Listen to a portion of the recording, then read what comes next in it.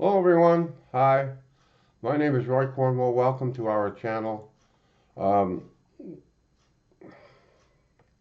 the date today is March the 13th at 11 o'clock in the morning, 2025.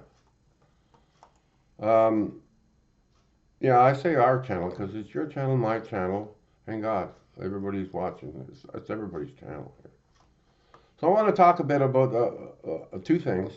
The first one is when you die, what happens, and the other one is about pets. The first one was the lady. We're all down in the common room getting our income tax done. The people come to the building. We go down there and get it done. While I'm waiting, I'm having a nice talk with this really a nice lady. You know, she actually tries to be nice. It's one of the few people in this building that I can speak to and not worry about getting my head ripped off. So she knows I know about God now. She says, um,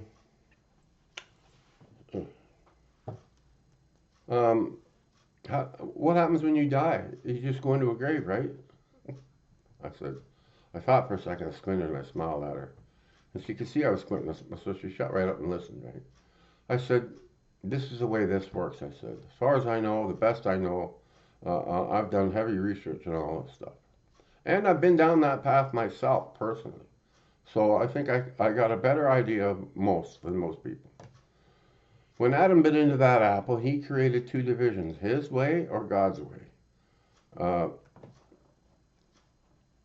if you believe in Adam's way, where you don't have to listen to God, like a lot of people out in the street do, you ignore God, you have no faith, you don't go to church, you don't read the Bible. That's Adam's camp, all those people, right? But if you go to church, if you get baptized, if you believe in God, you have faith, you walk with Him moment by moment, that's the God camp.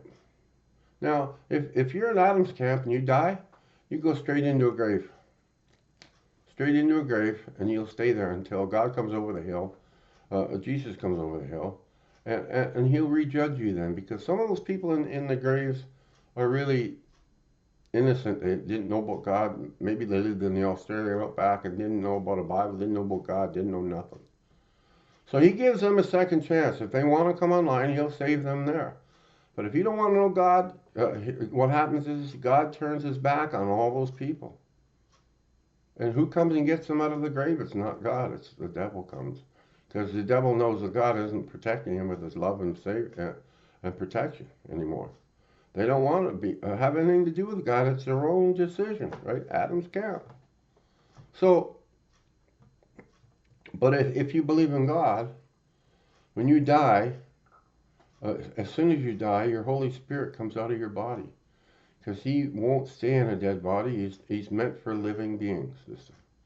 So He takes you by the hand, and you and Him head straight up to heaven. Now, um,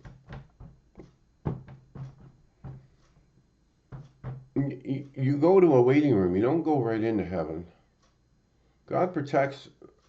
The only way you get into heaven, I think, is through God. And you got to get to God through Jesus, right? So that's the way that works. God is protecting His house. He will not let a rapist or a murderer or somebody like that slip in there. No, no, that's not going to happen. God knows every moment of your life and what you've done. And whether you believe in Him or not, you can say you believe in Him, but you don't, and He'll know that. So you have to be honest. And so that's what happens when you die. I don't think there's any other way. You'll come to heaven, and while you're in that waiting room, Jesus reevaluates again. You're always being judged. Does He put you back on earth to fulfill a job that He wants you to do?